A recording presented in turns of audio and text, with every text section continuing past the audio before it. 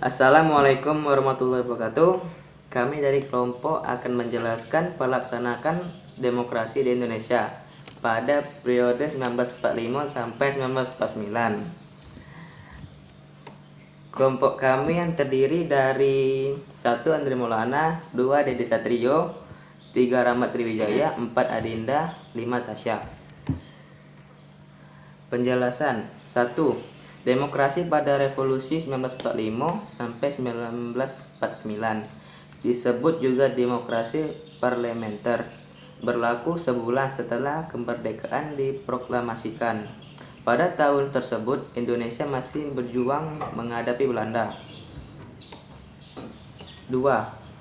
Demokrasi masa revolusi 1945 sampai 1949 disebut juga demokrasi parlementer, berlaku republik sistem pemerintah presidensial.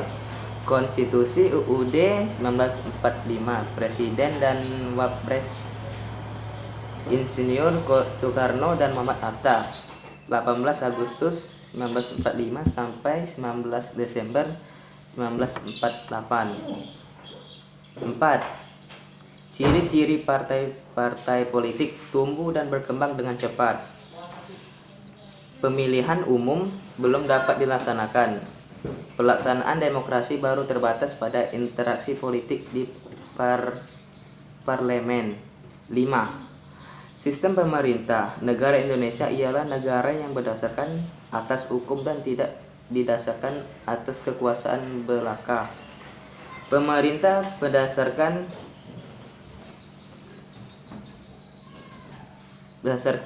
atas sistem konstitusi, tidak bersifat absolutisme. Kekuasaan negara yang 5. Sistem pemerintahan negara Indonesia ialah negara yang berdasarkan atas hukum dan tidak didasarkan atas kekuasaan belaka. Pemerintah berdasarkan atas sistem konstitusi, tidak bersifat absolutisme. Kekuasaan negara yang tertinggi di tangan MPR. Presiden ialah menyelenggarakan pemerintahan negara yang tertinggi di bawah MPR. Presiden tidak bertanggung jawab kepada DPR, artinya kedudukan presiden tidak tergantung DPR. Menteri negara adalah pembantu presiden dan tidak bertanggung jawab kepada DPR. Kekuasaan kepala negara tak terbatas. Assalamualaikum warahmatullahi wabarakatuh. Perkenalkan, nama saya Dede Satrio. Saya dari kelas 11 IPS. Saya akan melanjutkan tentang pada periode 1945 sampai 1949 telah diletakkan hal-hal yang mendasar bagi perkembangan demokrasi di Indonesia pada masa selanjutnya. 1. Pemberian hak-hak politik secara menyeluruh. 2. Presiden yang secara konstitusional yang memungkinkan bertindak diktator.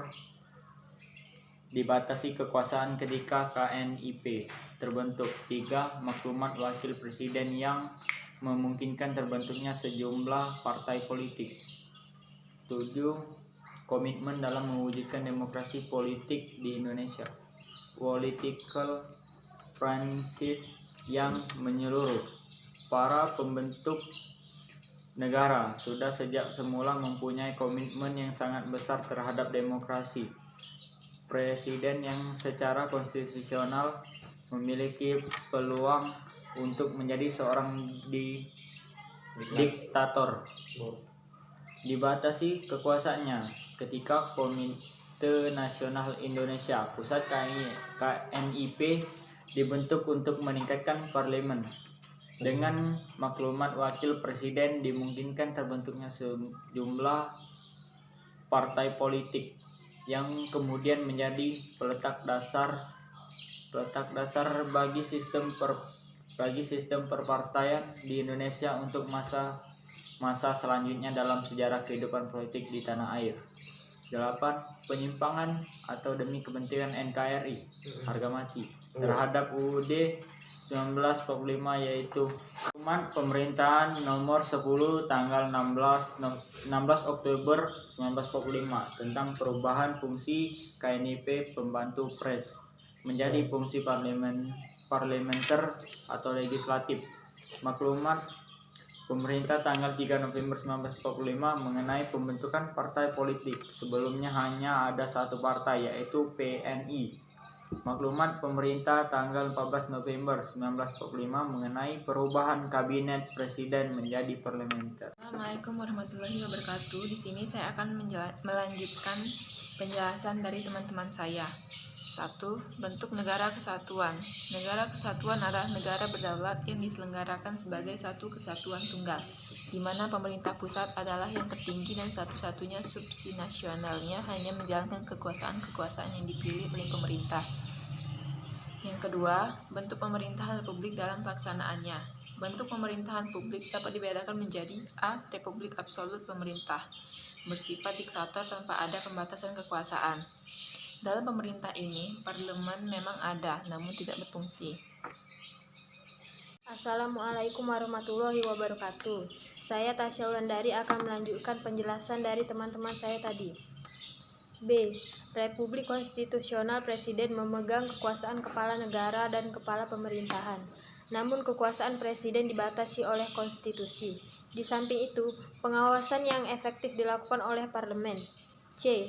Republik parlementer, presiden hanya sebagai kepala negara. Namun presiden tidak dapat diganggu-gugat, sedangkan kepala pemerintahan berada di tangan Perdana Menteri yang bertanggung jawab kepada parlementer.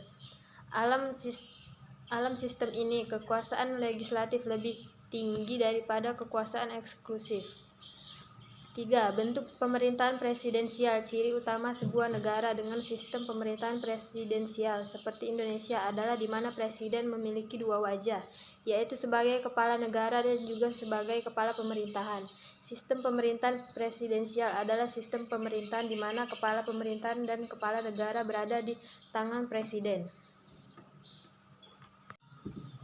Thank you. Goodbye, my friend. Assalamualaikum warahmatullahi wabarakatuh.